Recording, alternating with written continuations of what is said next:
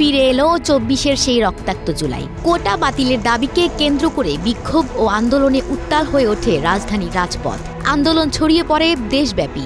বাংলাদেশের রাজনৈতিক বাস্তবতায় তখন ভয়াবহ দমনপীড়নের চিত্র উঠে এসেছিল। খুন, গুম, দমনপীড়ন এবং রাজনৈতিক নিপীড়নের এক অন্ধকার সময় পার করছিল দেশ। ভোটাধিকার হরণ, বিচারহীনতা, দুর্নীতির উৎসব এবং নাগরিক অধিকার হরণের বিরুদ্ধে বহুবার গর্জে উঠেছে দেশের ছাত্র সমাজ। বিশেষ করে রক্তাক্ত ২৯ জুলাই এক অনন্য প্রতিরোধের দিন হিসেবে ইতিহাসে চিহ্নিত হয়ে আছে। ২০২৪ সালের ২৯ জুলাই বৈষম্য বিরোধী ছাত্র আন্দোলনের ৬ জন শীর্ষ সমন্বয়ককে গোপনে তুলে নিয়ে যায় পুলিশের গোয়েন্দা বিভাগ ডিবি। এরপর আন্দোলন বন্ধের ঘোষণা আদায়ে জোরপূর্বক চাপ প্রয়োগ করা হয়। এই ঘটনায় দেশজুড়ে শিক্ষার্থীদের মধ্যে বিক্ষোভ ছড়িয়ে পড়ে। রাজপথ উত্তাল হয় ঢাকা বিশ্ববিদ্যালয় থেকে শাহবাগ পর্যন্ত। প্রতিধ্বনি হয় মুক্তির মিছিল। এই দমন-পীড়নের বিরুদ্ধে সুপ্রিম কোর্টের আইনজীবীরা হাইকোর্টের রিট দায়ের করেন। আদালতে শুনানির সময় বিচারপতিরা বলেন, জাতিকে নিয়ে মশকরা করবেন না। ডিবি হেফাজতের সমন্বয়কদের খাওয়ানোর ছবি প্রকাশ করাকে তীব্র কটাক্ষ করেছেন বিচারকগণ। একই সঙ্গে আন্দোলনকারীদের ওপর গুলি না চালানোর নির্দেশনা চেয়ে আবেদন জানানো হয়।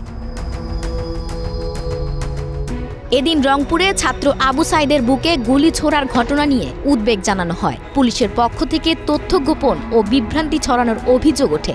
এসব ঘটনার সুষ্ঠু তদন্ত ও বিচার চেয়ে বিশ্ববিদ্যালয়ের শিক্ষক ও আইনজীবীরা মিলে জাতীয় গণতন্ত্র কমিশন গঠনের ঘোষণা দেন।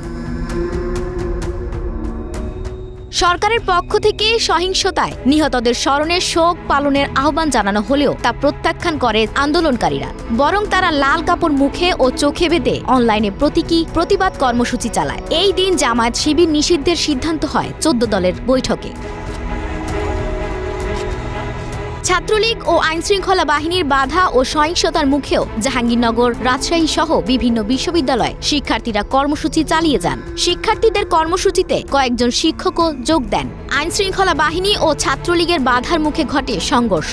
ছোড়া হয় টিয়ার শেল ও সাউন্ড গ্রেনেড, কিন্তু তাতেও দমে যায়নি ছাত্র সমাজের কণ্ঠ। দিনভর উত্তপ্ত থাকে রাজধানী ঢাকা, বিশেষ করে ঢাকা বিশ্ববিদ্যালয়, শাহবাগ, জাহাঙ্গীরনগর ও রাজশাহী বিশ্ববিদ্যালয় এলাকা। ২৯ জুলাই তাই শুধু একটি তারিখ নয়, এটি একটি প্রতীক, অন্যায়ের বিরুদ্ধে ছাত্র সমাজের রক্তাক্ত প্রতিরোধের প্রতিচ্ছবি। আফসানা ভুইয়া, প্রবাস খবর।